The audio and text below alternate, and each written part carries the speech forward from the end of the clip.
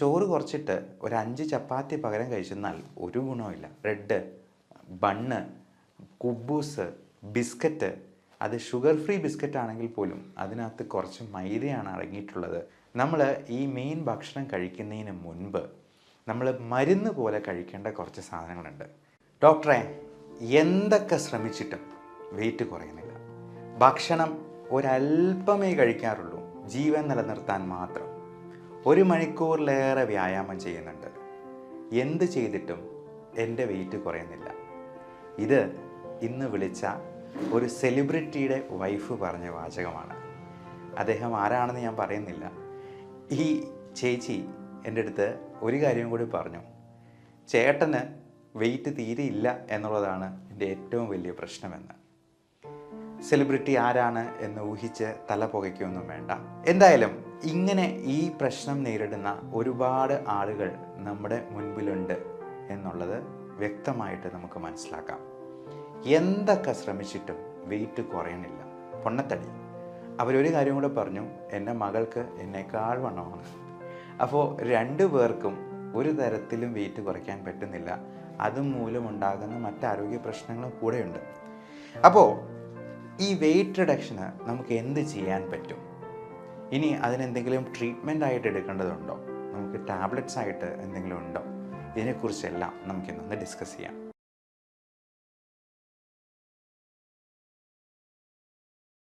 ഈ വെയിറ്റ് കുറയ്ക്കാനായിട്ട് നമ്മൾ ആദ്യം ഒഴിവാക്കേണ്ട കുറച്ച് സാധനങ്ങളുണ്ട്. പഞ്ചസാര കുറയ്ക്കണമെന്ന് എല്ലാവർക്കും അറിയാം. ഉപ്പ് കുറയ്ക്കണമെന്നത് വെയിറ്റ് കുറയ്ക്കാനായിട്ട് സഹായിക്കുമെന്നുള്ളത് ചിലപ്പോൾ പലർക്കും അറിയത്തില്ലായിരിക്കും. അവർ നല്ലപോലെ ഉപ്പ് കഴിക്കുന്നുണ്ടാവും. BP കുറവാണെന്ന് പറഞ്ഞ് ഉപ്പ് കൂടുതൽ കഴിക്കും. ഈ ഉപ്പ് കൂടുതൽ കഴിക്കുമ്പോൾ ശരീരത്തിലെ വാട്ടർ റിട്ടൻഷൻ, ഫ്ലൂയിഡ് റിട്ടൈൻ ചെയ്യാനായിട്ട് സാധ്യത കൂടുകയാണ്. അതോടൊപ്പം നമുക്ക് ചോറ് കുറയ്ക്കണമെന്ന് എല്ലാവർക്കും അറിയാം. പക്ഷേ ചോറ് കുറച്ചിട്ട് ഒരു 5 ചപ്പാത്തി പകരം കഴിച്ചെന്നാൽ ഒരു ഗുണവുമില്ല. കാരണം ഈ ചപ്പാത്തി ഇപ്പോൾ നമ്മൾ നല്ല റിഫൈൻഡ് ഫ്ലോറാണ്, നല്ല ആട്ടയാണ് കിട്ടുന്നത്. അതിൽ തവിടെന്ന് പറയുന്നൊരു സംഗതിയേ ഇല്ല. അതുകൊണ്ട് തന്നെ ഈ 5 ചപ്പാത്തി കഴിക്കുമ്പോഴത്തേക്കും ഒരു പാത്രം നിറച്ച് ചോറുണ്ടെന്നതിനേക്കാൾ കൂടുതൽ കാലറി അകത്തോട്ട് പോകും. അത് ഹൈ ഗ്ലൈസീമിക് ഇൻഡെക്സ് തന്നെയാണ്. മൈദയുടെ കാര്യം പറയാനേ ഇല്ല. പലരും മൈദ ഉപേക്ഷിക്കാനായിട്ട് പൊറോട്ടയെ ഉപേക്ഷിച്ച് കളയുന്നവരുണ്ട്. പക്ഷേ അവർ കാണാത്തൊരു കാര്യമുണ്ട്.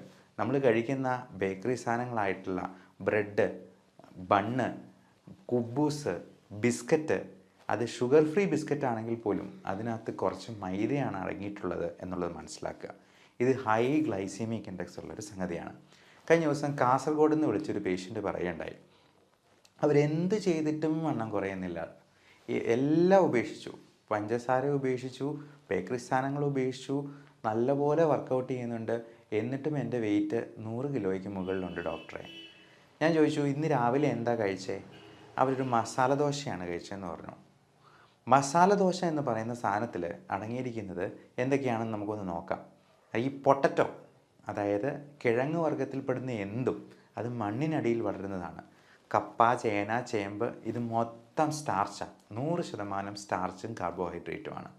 ദോശ എന്ന് പറയുന്ന സംഗതിയും നമ്മൾ സാധാരണ നമ്മളുടെ സൗത്ത് ഇന്ത്യൻ ഡിഷിൽപ്പെടുന്ന ദോശ, അതും 100% അടുത്ത് തന്നെ കാർബോഹൈഡ്രേറ്റ് കണ്ടൻ്റ് ഉള്ളതാണ്. അപ്പോൾ അത് കഴിച്ചെന്നാൽ എങ്ങനെ വണ്ണം കുറയും? പകരം നമ്മൾ എന്താണ് ചെയ്യേണ്ടത്? നമ്മൾ ഈ മെയിൻ ഭക്ഷണം കഴിക്കുന്നതിന് മുൻപ് നമ്മൾ മരുന്ന് പോലെ കഴിക്കേണ്ട കുറച്ച് സാധനങ്ങളുണ്ട്. അതിന് പ്രത്യേകിച്ച് ടേസ്റ്റ് ഒന്നും കാണുകയില്ല. ഗുളിക കഴിക്കുന്നത് എങ്ങനെയാണ്? വിഴുങ്ങി കഴിക്കുകയല്ലേ എന്ന് പറഞ്ഞ പോലെ കഴിക്കേണ്ടത്. അതെന്തൊക്കെയാണെന്നല്ലേ? നമ്മൾ 3 ഗ്ലാസ് വെള്ളം കുടിക്കുക. അതോടൊപ്പം ഒരു സാലഡ്, അതിന് വേണമെങ്കിൽ ഒരു കുക്കുംബർ ഉപയോഗിക്കാം, അല്ലെങ്കിൽ ഒരു ക്യാരറ്റോ, അല്ലെങ്കിൽ ബീട്രൂട്ടോ, അതുമല്ലെന്നുണ്ടെങ്കിൽ ക്യാബേജോ, അതുമല്ലെന്നുണ്ടെങ്കിൽ പേരയ്ക്ക പോലെ അധികം മധുരമില്ലാത്ത പഴങ്ങളോ ഒക്കെ ഉപയോഗിക്കാം. ഇത് കഴിച്ച് വെള്ളവും 3 ഗ്ലാസ് കുടിച്ച് വിശപ്പ് പകുതിയെങ്കിലും കെട്ടടങ്ങിയിട്ടേ നമ്മൾ കഴിക്കാൻ പാടുള്ളൂ.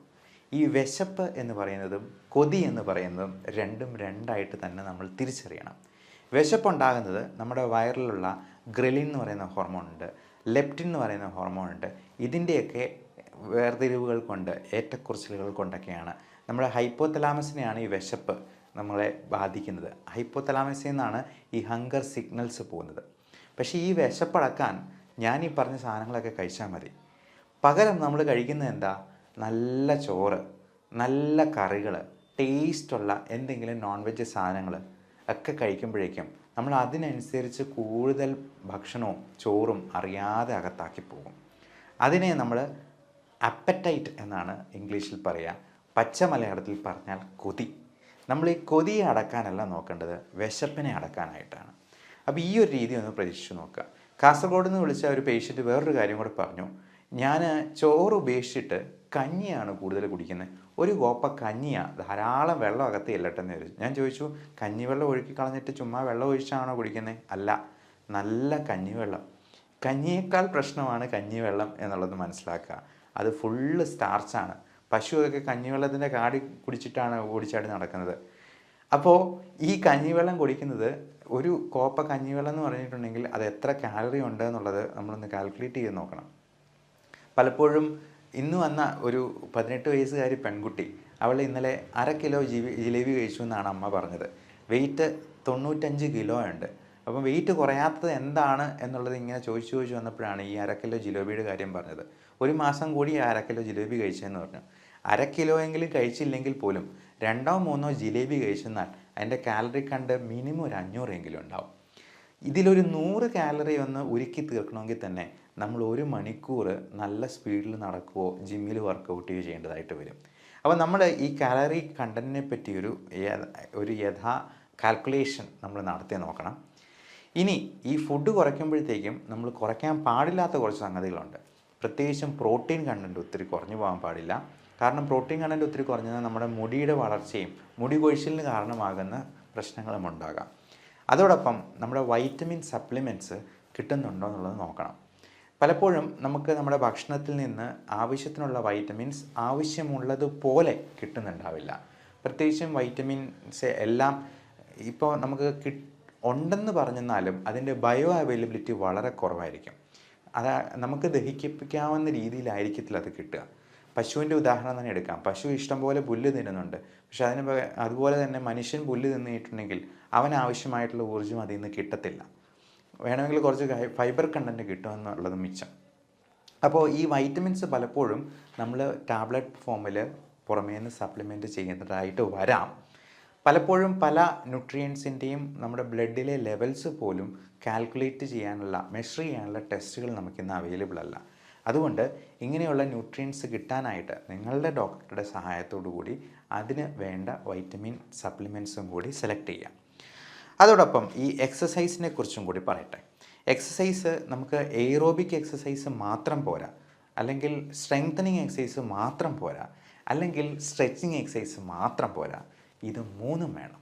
സ്ട്രെച്ചിങ് വേണം, സ്ട്രെങ്തനിങ് വേണം. സ്ട്രെച്ചിങ് എന്ന് പറഞ്ഞു കഴിഞ്ഞാൽ നമ്മുടെ ജോയിൻസിനെ എല്ലാം നമ്മൾ നല്ലപോലെ, വിജാഗിരി പോലെയുള്ള മുട്ടുകളെക്കുറിച്ച് നമ്മളൊരു വീഡിയോ ചെയ്തതാണ്. അപ്പോൾ അതുപോലെ എണ്ണ ഒഴിച്ചു കൊടുക്കുന്നത് പോലെ, അല്ലെങ്കിൽ ഇടയ്ക്കിടയ്ക്ക് അടയ്ക്കുകയും തുറക്കുകയും ചെയ്യുന്നത് പോലെ നമ്മൾ ജോയിൻസിനും എല്ലാം സ്ട്രെച്ചിങ് എക്സസൈസുകൾ ചെയ്യണം. അതോടൊപ്പം നമ്മൾ സ്ട്രെങ്ത് ബിൽഡിംഗ് ആയിട്ടുള്ള മസിൽസിനെ സ്ട്രെങ്തനിങ് ചെയ്യുന്ന രീതിയിലുള്ള ഡംബിൾസ് ഉപയോഗിക്കണമെന്നൊന്നുമില്ല. നമുക്ക് ഓരോ മസിൽസിനും ഓരോ തരത്തിലുള്ള എക്സസൈസ് ഉണ്ട്. അതുപോലെ എയ്റോബിക് എക്സസൈസ് എന്ന് പറഞ്ഞാൽ നമ്മുടെ ഹാർട്ട് റേറ്റ് 140 ആകുന്നവരെ. ഈ നടപ്പെന്ന് പറയുന്ന ഒരു മടിയന്മാരുടെ എക്സസൈസാണ്. അപ്പോൾ ഈ നടപ്പിന് പകരം നമുക്ക് 100 തവണ ഒന്ന് ഉയർന്ന് ചാടുകയോ, അല്ലെങ്കിൽ 50 പുഷപ്പ് എടുക്കുകയോ, അല്ലെങ്കിൽ സ്ക്വാറ്റ്സ് എടുക്കുകയോ ചെയ്യുന്നത് വഴി നമുക്ക് നമ്മുടെ ഹാർട്ട് റേറ്റ് ഒന്ന് കൂട്ടാൻ പറ്റും. എന്നാൽ മാത്രമേ അതൊരു കാർഡിയാക് എക്സസൈസ് ആയിട്ട് കണക്കാക്കാൻ പറ്റുള്ളൂ. അതുപോലെ നമുക്ക് ഈ കാർബോഹൈഡ്രേറ്റ്സിന് പകരം പ്രോട്ടീൻ റിച്ച് ഫുഡായിട്ട് നമുക്ക് സപ്ലിമെൻറ്റ് ചെയ്യാം. അപ്പോൾ എഗ് ഡയറ്റ് എന്ന് പറയുന്ന ഒരു സംഗതിയുണ്ട്. എഗ് വൈറ്റ് മാത്രം, നമ്മൾ എഗ് യോക്ക് ഉപേക്ഷിക്കും.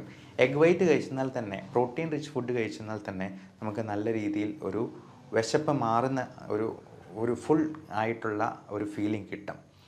അതുപോലെ കീറ്റോ ഡയറ്റ് നമുക്ക് ഒത്തിരി നാളത്തേക്ക് കണ്ടിന്യൂ ചെയ്യാൻ പറ്റില്ല. മാക്സിമം 2 മാസം വരെയൊക്കെ. അപ്പം ഉടനടി വെയിറ്റ് കുറയ്ക്കേണ്ടവരാണെന്നുണ്ടെങ്കിൽ മാത്രം കീറ്റോ ഡയറ്റ് എടുക്കുക. അല്ലെങ്കിൽ ലോങ് ടേം ആയിട്ടുള്ള ഡയറ്റ്, കീറ്റോ ഡയറ്റ് എടുക്കുന്നതുകൊണ്ട് ചിലപ്പോൾ യൂറിക് ആസിഡ് കൂടാനുള്ള സാധ്യതയുണ്ട്. മറ്റ് ഹെൽത്ത് ഹസാർഡ്സ് അതിനകത്ത് ഇൻവോൾവ് ആണ് എന്നുള്ളത് മനസ്സിലാക്കുക. നമ്മുടെ വീട്ടിൽ തന്നെ ഒരു ഡിജിറ്റൽ വെയിങ് ബാലൻസ് വാങ്ങി സൂക്ഷിക്കുക. അപ്പോൾ 0.3 ഡെസിമൽ പ്ലേസ്, 0.1 ഡെസിമൽ പ്ലേസ് പോലും കാണാൻ പറ്റുമെന്നുണ്ടെങ്കിൽ നമ്മൾ രാവിലെ എണീറ്റ് ഒന്ന് വെയിറ്റ് നോക്കിയെന്നാൽ നമുക്ക് തന്നെ ഒരു സമാധാനമാണ്. വെയിറ്റ് കുറഞ്ഞില്ലെങ്കിൽ പോലും അത് കൂടുന്നില്ല എന്നുള്ള ഉറപ്പ് വരുത്തുക. ഏറ്റവും രാവിലെ തന്നെ വെയിറ്റ് നോക്കുന്നതാണ് അതിന് ഏറ്റവും ഉചിതമായിട്ടുള്ളത്. അതാണ് ഏറ്റവും കുറഞ്ഞിരിക്കുന്ന വെയിറ്റും. അതുപോലെ ഷുഗർ ഉള്ളവർക്കൊരു ഗ്ലൂക്കോമീറ്റർ വാങ്ങിച്ച് വയ്ക്കാം. ബി പി ഫ്ലക്ച്വേഷൻ ഉള്ളവർക്ക് ബി പി അപ്പാരറ്റസ് വാങ്ങിച്ച് വയ്ക്കാം. എന്നിട്ട് നമ്മൾ തന്നെ ഇതിനെപ്പറ്റി ഒരു ട്രാക്ക് ചെയ്യേണ്ടത് അത്യാവശ്യമാണ്. ഇൻ്റർമീഡിയൻറ്റ് ഫാസ്റ്റിംഗ് വളരെ നല്ലൊരു ഫാസ്റ്റിംഗ് മെത്തേഡാണ്. 14 to 16 hours ആണ്. അത് പട്ടിണിയല്ല. ഒരു 18 അവേഴ്സിലും കൂടുതൽ ഫാസ്റ്റ് ചെയ്യുന്നാലേ അത് പട്ടിണിയായി മാറത്തുള്ളൂ. 16 അവേഴ്സ് വരെയും നമ്മൾ ഫാസ്റ്റ് ചെയ്ത് കഴിഞ്ഞാൽ നമ്മുടെ ബോഡിയിലെ ഫാറ്റ് ബേൺ ചെയ്യാനായിട്ട് തുടങ്ങും. അതുവരെയും നമ്മുടെ ഉള്ള ഗ്ലൂക്കോസൊക്കെ വെച്ചിട്ട് അതിൻ്റെ ആ ഒരു പാത്ത് വേ തന്നെ അങ്ങനെയാണ്. നമ്മൾ ബയോ കെമിസ്ട്രിയിൽ അങ്ങനെയുള്ള കാര്യങ്ങൾ പഠിക്കാറുണ്ടായിരുന്നു. അപ്പോൾ ഇതിൻ്റെ പാത്ത് വേസ് തന്നെ ഡിഫറെൻ്റ് ആണ്.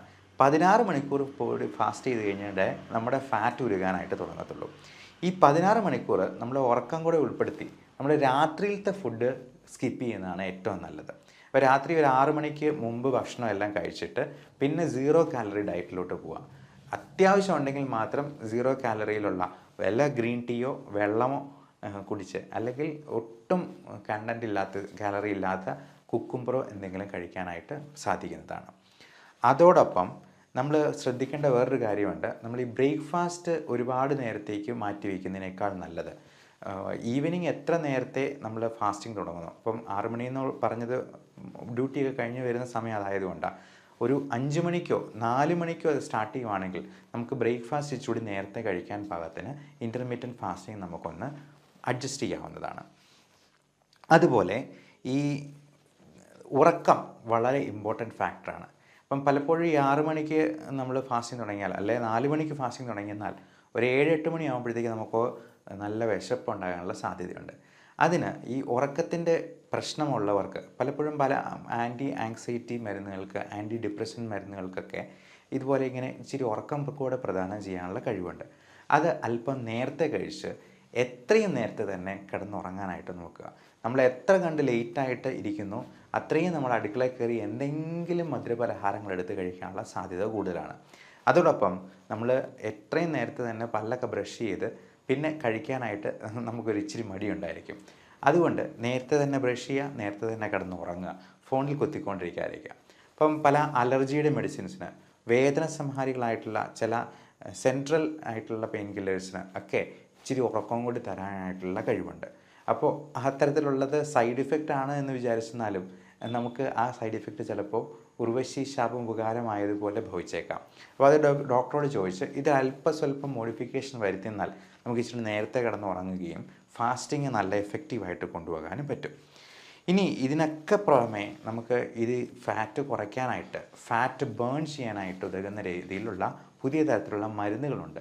ആൽഫ സൈക്ലോഡെക്സ്ട്രിൻ പോലുള്ള യാതൊരു സൈഡ് ഇഫക്റ്റും അതിനുണ്ടാവത്തുമില്ല. അത് നമ്മൾ ഭക്ഷണത്തിന് മുൻപ് കഴിക്കേണ്ട ഗുളികയാണ്. അത് കഴിച്ച് കഴിഞ്ഞിട്ടുണ്ടെങ്കിൽ നല്ല ഫുള്ളായിട്ടുള്ളൊരു ഫീലിംഗ് ഉണ്ടാവും. അപ്പോൾ പലപ്പോഴും ഈ ഹെൽത്ത് സപ്ലിമെൻറ്റ് ഡ്രിങ്ക്സ് ഉണ്ട് വെയിറ്റ് കുറയ്ക്കാനായിട്ടുള്ള, അവരൊക്കെ ഉപയോഗിക്കുന്ന ടെക്നിക്ക് ഇതാണ്. അപ്പോൾ ആ പ്രോട്ടീൻ റിച്ച് ആയിട്ടുള്ള വൈറ്റമിൻസ് ഒക്കെ ഉള്ള ഡ്രിങ്ക് ആയിരിക്കും അത് കൊടുക്കുന്നത്. അപ്പോൾ അത് കൊടുത്തിട്ട് നല്ലപോലെ വെള്ളം കൂടെ കുടിക്കുമ്പോഴത്തേക്കും വയറ് അതുകൊണ്ട് തന്നെ ഫില്ലാവും. മിക്കവാറും ഡിന്നർ സ്കിപ്പ് ചെയ്തിട്ട് ഇത് കുടിക്കാനായിരിക്കും പറയുക, അല്ലെങ്കിൽ 2 നേരത്തെ ഭക്ഷണം സ്കിപ്പ് ചെയ്യാനായിട്ട് പറയാം. അതുപോലെ കൺട്രോൾഡ് സ്ട്രെസ് എന്നാണ് നമ്മൾ ഈ എക്സസൈസിനെ പറയുക. എക്സസൈസ് എന്ന് പറയുന്നത് നമ്മുടെ ഒരു ചെറിയ രീതിയിലുള്ള സ്ട്രെസ്സ് നമ്മുടെ ബോഡിക്ക് കൊടുക്കുകയാണ്. ഈ കൺട്രോൾഡ് സ്ട്രെസ്സ് നമുക്ക് ആവശ്യമാണ്. നമ്മുടെ ജോലി തന്നെയും ഒരു എക്സസൈസ് ആയിട്ട്, അതൊരു കൺട്രോൾഡ് സ്ട്രെസ്സായിട്ട് എടുക്കാം. എത്രത്തോളം സംതൃപ്തിയോടെ ജോലി ചെയ്യുന്നോ അത്രയും സന്തോഷം നമുക്കുണ്ടാവുകയാണ്. അത് തന്നെ നമ്മുടെ വെയിറ്റിനെയും മാനസിക ശാരീരിക ആരോഗ്യത്തെയും ബാധിക്കുന്ന, അല്ലെങ്കിൽ ഹെൽപ്പ് ചെയ്യുന്ന കാര്യങ്ങളാണ്. അപ്പോൾ നമ്മുടെ ജോലി ഏറ്റവും ഭംഗിയായിട്ട് ഏറ്റവും സംതൃപ്തിയോടെ ചെയ്തു തീർക്കുക എന്നുള്ളതാണ് നമുക്ക് സന്തോഷം ഉണ്ടാക്കാവുന്ന ഏറ്റവും നല്ല കാര്യം. അതുപോലെ സ്ട്രെസ്സ് കുറയ്ക്കാനുള്ള കാര്യങ്ങളെല്ലാം നമ്മൾ ചെയ്യുക. ഒരു മൂളിപ്പാട്ട് പാടുന്നത് പോലും സ്ട്രെസ്സ് കുറയ്ക്കാൻ, ഒരു പാട്ട് വെച്ചുകൊണ്ട് ഞങ്ങളുടെ കൂട്ടുകാരെ പല സർജൻസും പാട്ട് വെച്ചുകൊണ്ട് ഓപ്പറേറ്റ് ചെയ്യുന്നത് നമ്മൾ കാണാറുണ്ട്. നമ്മളാണെങ്കിലും ബ്രോങ്കോസ്കോപ്പിയൊക്കെ ചെയ്യുമ്പോഴത്തേക്കും എൻഡോസ്കോപ്പി പ്രൊസീജിയേഴ്സൊക്കെ ഒരു പാട്ടും കൂടെ അങ്ങ് വയ്ക്കും. അപ്പോൾ നമുക്കത് എൻജോയ് ചെയ്ത് ചെയ്യാൻ വേണ്ടിയാണ്. പാട്ട് പാടാൻ അറിയാവുന്നവരാണെങ്കിൽ, അറിയാൻ മേലാത്തവരാണെങ്കിലും ഒരു പാട്ട് പാടി അങ്ങ് പോസ്റ്റ് ചെയ്തോളൂ. എൻ്റെ പേരിൽ നോക്കിക്കഴിഞ്ഞാലും പല പാട്ടുകളും നിങ്ങൾക്ക് കിട്ടിയേക്കാം. ഞാൻ ഒരു വലിയ പാട്ടുകാരനൊന്നും അല്ല, എന്നാൽ പോലും. അപ്പോൾ നമുക്ക് ഇങ്ങനെയുള്ള കാര്യങ്ങളെ നോക്കി നമ്മുടെ മനസ്സും കൂടി നല്ല പ്രസന്നമായിട്ട് കൊണ്ടുപോയെന്നാലേ ഈ സ്ട്രെസ്സ് ഇൻഡ്യൂസ്ഡ് ഒബീസിറ്റി, കാരണം ഈ സ്ട്രെസ്സും ആങ്സൈറ്റിയും ഡിപ്രഷനും ഒക്കെ ബോറടിക്കുമ്പോഴത്തേക്കും നമ്മൾ കൂടുതൽ ഭക്ഷണം കഴിക്കാൻ സാധ്യതയുണ്ട്. അപ്പം അതിനെ നമ്മൾ ബുളിമിയ നെർവോസ എന്നൊക്കെ നമ്മൾ വിളിക്കാറുണ്ട്. അതുപോലെ തന്നെ നേരെ തിരിച്ചും അനോറക്സിയ നെർവോസ എന്ന് പറഞ്ഞൊരു പ്രശ്നമുണ്ട്. കുറേ ദിവസത്തേക്ക് ആൾ ഭക്ഷണമൊന്നും കഴിക്കത്തില്ല, ഈ ഡിപ്രഷൻ കൂടിയിട്ട്. അപ്പോൾ ഇങ്ങനെയുള്ള പ്രശ്നങ്ങളെല്ലാം നമ്മൾ ഒഴിവാക്കേണ്ടതുണ്ട്. ഈ ആൻറ്റി ഡിപ്രസൻസും ഇതിൻ്റെ ആങ്സൈറ്റി റിലേറ്റഡ് ആയിട്ടുള്ള കാര്യങ്ങളുമൊക്കെ നമ്മൾ പ്രോപ്പർ ട്രീറ്റ്മെൻറ്റും എടുക്കാനായിട്ട് യാതൊരു മടിയും കാണിക്കേണ്ട ആവശ്യമില്ല. കൂടെ തന്നെ ഡയബറ്റീസും ഹൈപ്പർ ടെൻഷനും കൊളസ്ട്രോളും ഉള്ള മരുന്നുകളും നമുക്ക് വെയിറ്റ് കുറയ്ക്കാൻ ഉതകുന്ന രീതിയിൽ കുറച്ച് മോഡിഫൈ ചെയ്യാവുന്നതാണ്. പ്രത്യേകിച്ച് മെറ്റ്ഫോമിൻ പോലുള്ള മരുന്നുകൾ അതിൻ്റെ ഏറ്റവും മെയിൻ ഒരു മെക്കാനിസം ഓഫ് ആക്ഷൻ തന്നെ വെയിറ്റ് കൺട്രോൾ ചെയ്തുകൊണ്ട് തന്നെയാണ് ഷുഗർ കുറയ്ക്കുന്നത്.